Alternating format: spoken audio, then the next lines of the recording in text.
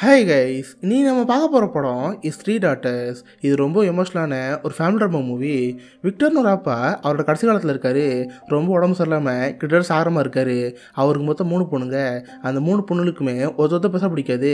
But அவங்க அப்பா உடம்பு சரியில்லைங்கிற காரணத்தினால ஒரே வீட்டில் இருக்க வேண்டியதாக இருக்குது. ஸோ இதுக்கப்புறம் இந்த 3 அக்கா தங்கச்சிக்குள்ள என்னதான் ஆச்சு? ஒருத்தர் பிடிக்கலன்னா கூட இவங்க அப்பாவே இந்த மாதிரி மாறிட்டு இருக்காங்க. இந்த 3 பேத்துக்கும் அப்படி என்னதான் பிரச்சனை? இந்த அக்கா தங்கச்சி பாண்டிங் கடைசியில் என்ன மாதிரி மாறிச்சு? இவங்க அப்பான விக்டர் கடைசியில் குணமானாரா இல்லையா? இதை பற்றி ரொம்ப எமோஷனலாக ஃபீல் கூட சொன்ன ஒரு படம் தான் இஸ் த்ரீ டாட்டர்ஸ். சீரியஸ்லி ஒரு அமேசிங்கான மூவி. நம்ம எல்லாரோட ஃபேமிலி நடக்கிற சின்ன சின்ன சண்டையில் கூட ரொம்ப அழகாக சூப்பரான படம் அமைச்சிருப்பாங்க. படம் பார்க்குறது அவ்வளோ அழகாக ரொம்ப எமோஷனலாக இருக்கும். சரி, இப்போ வாங்க இஸ் த்ரீ டாட்டர்ஸுங்கிற இந்த கதைக்குள்ளே போகலாம்.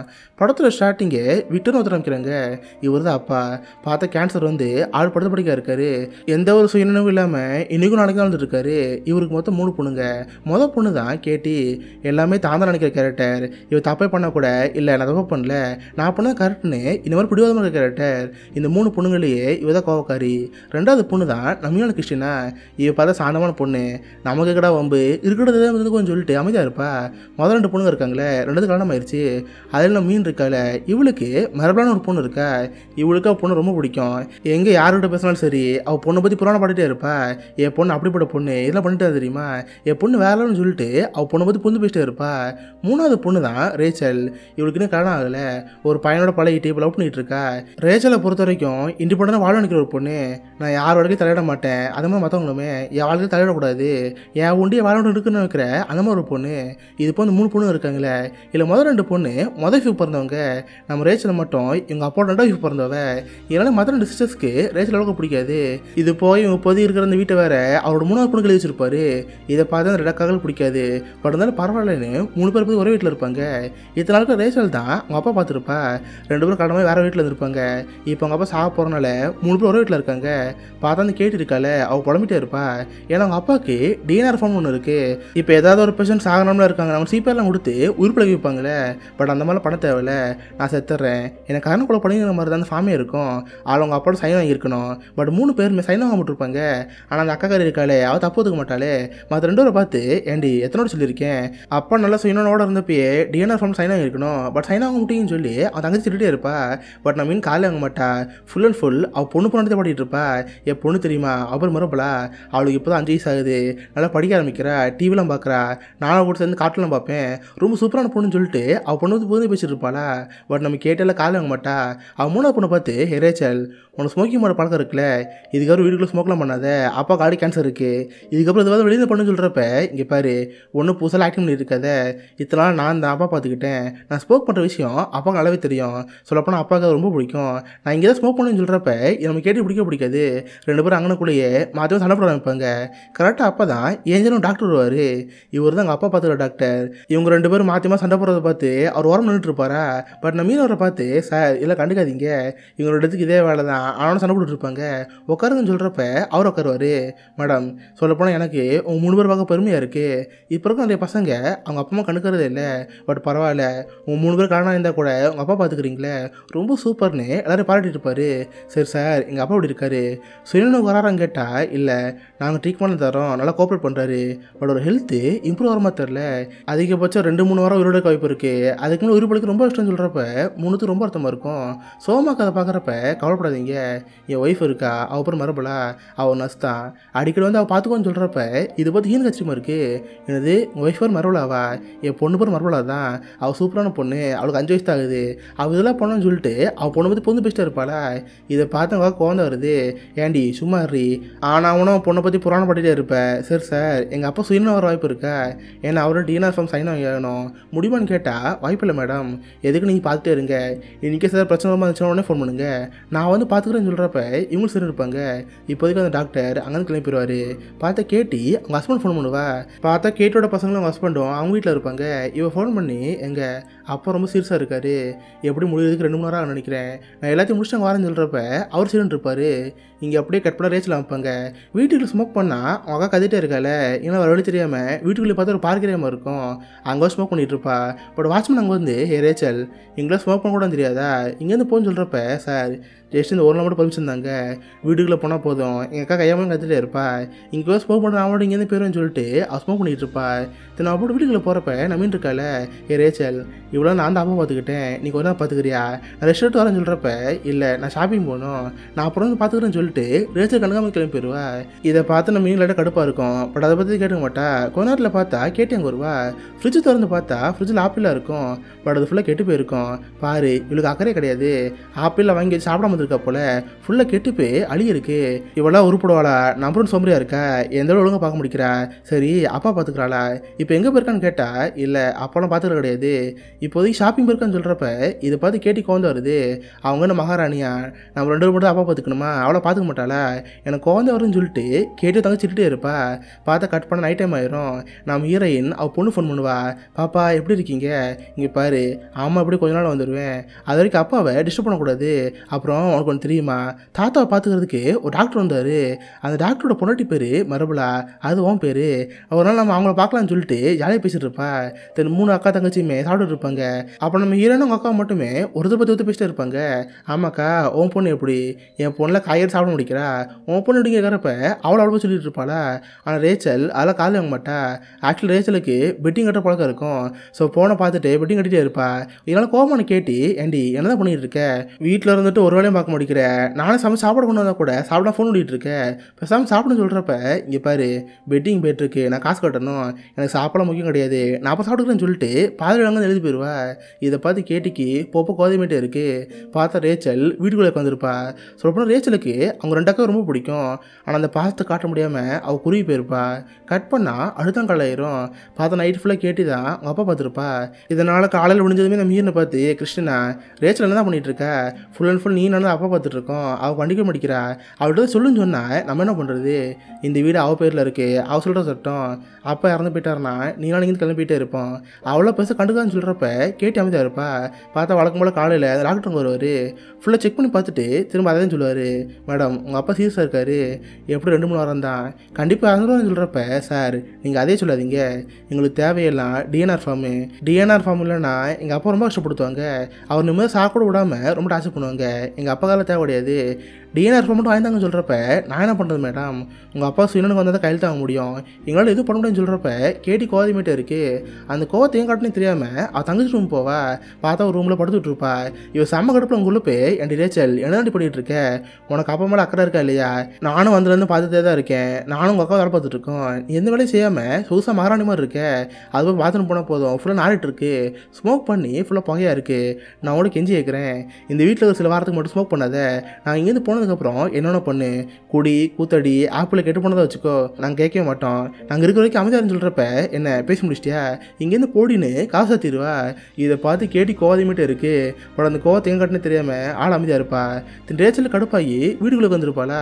அப்போ நம்ம மீனை பின்னாடி போய் இங்கே பாரு உனக்கு எங்கள் மேலே கோவம் இருக்கலாம், ஏன்னா இது ஓ வீடு, இத்தனை நாள் அந்த வீட்டில் நீ பாட்டு ஜாலியாக இருந்திருப்ப, உனக்கு பிடிச்ச மாதிரி இருந்திருப்ப, பட் நாங்கள் இப்போதைக்கு உன் வீட்டுக்கு வந்து ஒரு ரூல்ஸில் போட்டுட்டு இருக்கோம்ல, அது உனக்கு பிடிக்காமல் இருக்கலாம், ஜஸ்ட் ஒரு 2-3 வாரம் தானே, இதை மட்டும் பொறுத்துக்கோன்னு சொல்கிறப்ப இதை பார்த்து அவளுக்கு வருது, என்னது என் வீடா, இது நம்ம வீடு, உங்களுக்கு பங்கு இருக்குன்னு சொல்கிறப்ப எங்களுக்கு பங்கெல்லாம் கிடையாது, அப்பா அந்த வீடு ஃபுல்லாக 9 பேரில் எழுதிச்சிருக்காரு, டாக்குமெண்ட்டில் கூட 9 பேர் தான் இருக்குது, மேபி இதனால் கூட கேட்டிக்கு உங்களை சின்ன கோவம் இருக்கலாம், சரி அதெல்லாம் விட்டுரு, லைஃப்பில் அடுத்து நம்ம போகிற ஒரு பையனோட பழகிட்டுக்கே அவனை இப்போ கல்யாணம் பண்ணிக்க போகிற, மேரேஜ் எப்போன்னு கேட்டால் என்னது மேரேஜா, எனக்கு அதெல்லாம் பிடிக்காது, எவன் கல்யாணம் பண்ணி குழந்தை வீட்டில் மற்றுக்கிட்டு எனக்கு அதெல்லாம் தேவையில்லைன்னு சொல்கிறப்ப ஏண்டி என்ன சொல்கிற, கல்யாணங்கிறது இவ்வளோ அழகான ஒன்று தெரியுமா, நம்ம கல்யாணம் பண்ணிக்கிட்டா அழகாக குழந்தை பிறக்கும், அந்த குழந்தைய பார்த்துக்கிட்டே லைஃப் ஓட்டலாம், என்னை பாரு எனக்கு எப்போ ரொம்ப பிடிக்கும், கல்யாணம் பண்ணிக்கும்னு சொல்லிட்டு அவள் பாடம் எடுத்துகிட்டு இருப்பா.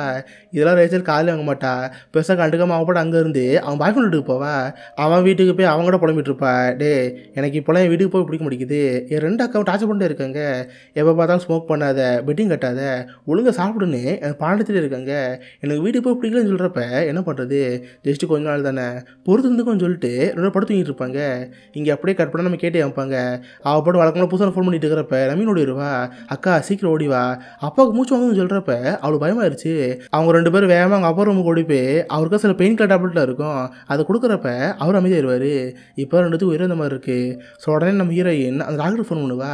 அந்த ஏஜென்ட் செக் பண்ணி பார்த்துட்டு நான் ஃபுல்லாக செக் பண்ணி பார்த்துட்டேன், லைட்டாக மூச்சு இருக்காரு, அதனால் பெயின் வந்திருக்கும், நீங்கள் அதெல்லாம் கண்டுக்காதுன்னு சொல்கிறப்ப டாக்டர் நாங்கள் ஒரு டேப்லெட் கொடுத்தோம், அது ஒன்று கொடுத்தா போதுமான்னு கேட்டால் ஆமாம் ஒன்று கொடுத்தா போதும், எனது ஆல்ரெடி ஹை டோசேஜ், நீங்கள் எக்ஸ்ட்ரா கொடுத்தீங்கன்னா அவ்வளோதான் உங்கள் அப்பா இறந்து போயிடுவார், இல்லை கேர்ஃபுல்லாக ஹேண்டில் பண்ணுங்கன்னு சொல்கிறப்ப இவங்க சேர்ந்துருப்பாங்க.